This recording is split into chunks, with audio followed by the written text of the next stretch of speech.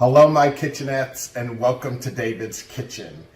Today I'm going to make something that I used to love as a kid, and they're called crumb buns. It's a little bit nostalgic as I think about a lot of times on Sunday mornings, the little local grocery stores in New York, New Jersey would always have all sorts of like donuts and crumb buns and what we call jelly sticks. And sometimes my dad would go out early in the morning and he'd come back and they'd always be in this like little open cardboard box, and there'd be these, crumb buns, what I'm going to make today, and other sorts of sweet buns and donuts and stuff like that. And it was always a lot of fun. So it's a Sunday morning, I've been thinking about these, and so I'm going to go ahead and attempt to make them. So let's see how this goes. This is a two-step process. The first thing that we're going to do is we're going to make kind of a sweet yeast dough. So to do that, we're using 2 1/4 cups of all-purpose flour. We're using 1 package of rapid rise yeast. It's the yeast that you just have to put right in here. If you have a bread machine and you use that kind of a yeast, this is the kind of yeast that we're talking about. Just 1 package of the yeast, get all the little pieces of yeast out of there. Then just a 1/4 cup of sugar. And then we're going to put into that 1 egg and 3/4 cups of whole milk. And to that, I'm going to add a little bit of our secret weapon here and the Fiore di Sicilia. Let's do 4 drops of that today. So we put 4 drops of that.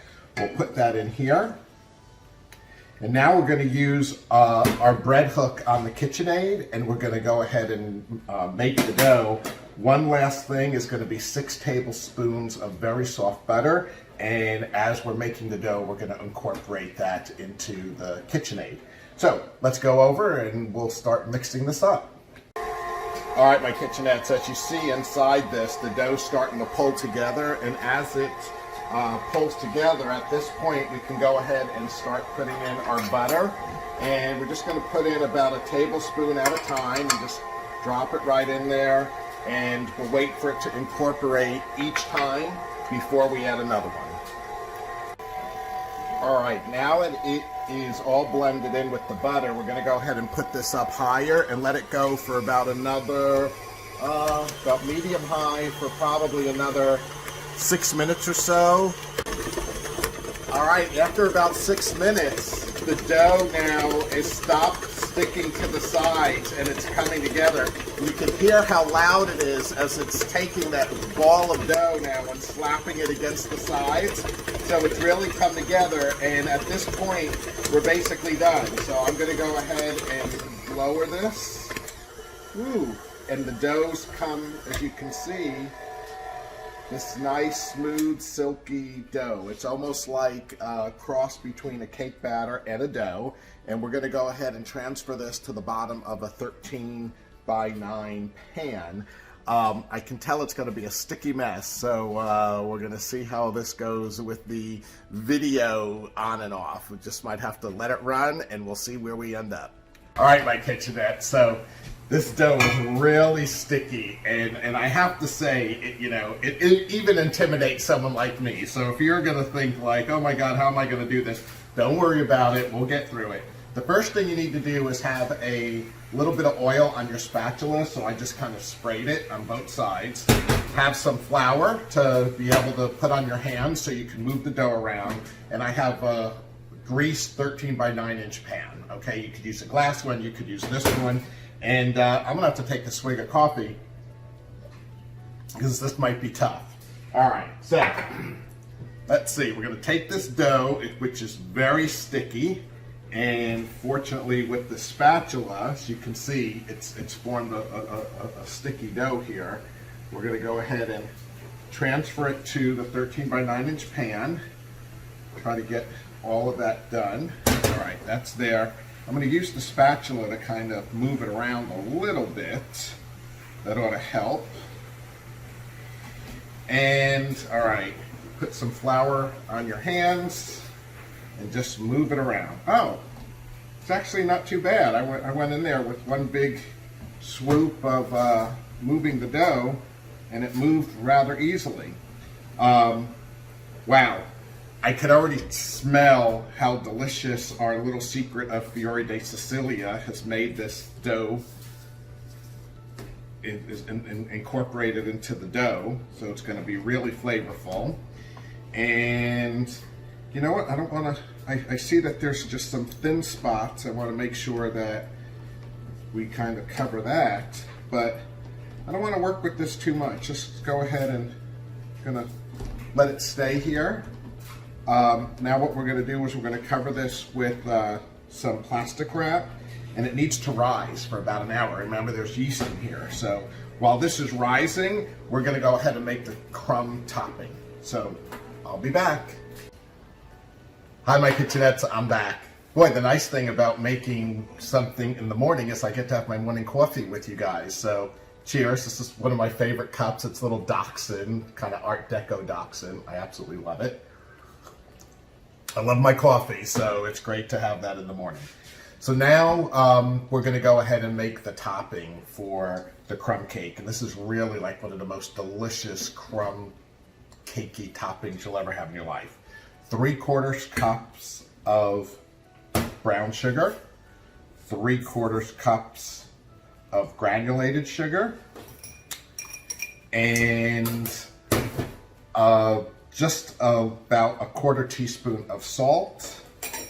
And we're going to just go ahead and whisk those together. Into that, we're going to put in 2 1/4 sticks of melted butter. That goes in there. And we're just going to whisk this until all incorporated. Okay, this is all incorporated. I'm going to add in our cinnamon and probably about a teaspoon of vanilla or so. And give it one final mix up here. Okay, I'll show you what that looks like. Nice and creamy. Next, we're going to go ahead and throw in 4 cups of cake flour. This needs to be cake flour because we want to get this certain consistency of the actual crumb topping, and the cake flour has less protein in it, which helps make it nice and soft versus chewy. So let's go ahead and we're going to mix this together. Once it's all incorporated, we're going to let this sit for about 10 minutes to let that melted butter incorporate into all that flour a little bit. And then we will, as you can see, it's almost like a strong cookie dough here. We'll go ahead and put it on top of our rising dough base. All right, so we are on the home stretch. As you can see, this dough rose really nice. I'm just going to even it out just a little bit. Make sure it's over on all the sides. There, you can see we've done that. And now here is our topping. Boy, you could just eat this whole thing just like this. And basically what we're gonna do is we're just gonna drop these in about 1/2-inch size crumbs all over the top, and then we'll bake it in the oven. All right, this is ready to go in the oven. As you can see, we have all that delicious crumb topping. Don't worry that it was too much. You just put it all on there. This is literally like 3/4 of what this cake is all about, or these buns are all about, is the crumb topping. So we'll go ahead and put this in the oven, 350 for about 30-35 minutes, until the toothpick comes out clean. Wow, I wish you guys could be in here to smell the unbelievable cinnamon, sugar, sweetness of the oh, that's my favorite sound. Let's go see what's going on in the oven. All right, let's go check these out. Oh my goodness, they rose so nice. Oh my God, these are done. Look at this. Just look at that. Oh my goodness. All right, I'm gonna let these go ahead and cool for a while. And actually they have to cool completely. Oh my God, I wanna dig into them right now.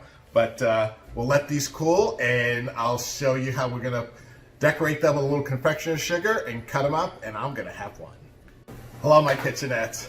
Well, technically, you're supposed to wait until these cool completely. Well, ain't nobody got time for that. It's been about a half hour, and I definitely want to try them. So the first thing I'm going to do is go ahead and, just really put quite a bit of powdered sugar on them. That's, the quintessential look of these crumb buns. Interestingly enough, I actually called my sister while these were in the oven, and she reminded me that when we were much younger, she used to work on Sundays as a cashier in this little local Italian market that we called Fava's Market, which is where we used to get these crumb buns. And she reminded me that what would happen on Sundays is that there's this bigger Italian bakery in Port Chester, New York called Cassone's, and they had like a huge factory. They would like have trucks that would bring breads and stuff to different stores, but they also would make these really great crumb buns and other kind of special pastries that were a big treat. And she said, just like I mentioned, they would deliver them in these big open top cardboard boxes, and there would be jelly sticks, butter buns, which were like almost like a cinnamon bun without cinnamon, I guess, but with a sugar glaze, crullers, where they would kind of take pieces of dough and twist them and then fry them and put cinnamon and sugar on them, jelly sticks, jelly donuts, different kinds of danishes, but the ones everybody fought over and the ones that would always go first were these, the crumb buns. So let's go ahead and try opening up one of these and seeing what it's going to be like. I'm going to go ahead and cut a nice square of one. Oh, and we're going to go ahead and pull this one right out from the bottom. Did I not cut this well? Maybe not, but we're doing it. There we go. Look at that. Oh my gosh. It has the layer of the dough on the bottom and then 3/4 of the crumb. It smells absolutely delicious. I'm going to have to try this. Oh my God, it's heaven. It's really good. It tastes like I remember as a kid. So don't be afraid to try these, even though the dough was a little bit challenging. It's definitely worth it. Your family would love it. Another little hint, you could actually make the dough portion the night before, wrap it in the plastic wrap and put it in the refrigerator, and then let it come out to about room temperature for about 30 minutes or so before you actually put the crumb on top and then bake it. I hope you enjoyed this episode of David's Kitchen LA. Be safe out there, and for God's sakes, wash your hands. Ciao.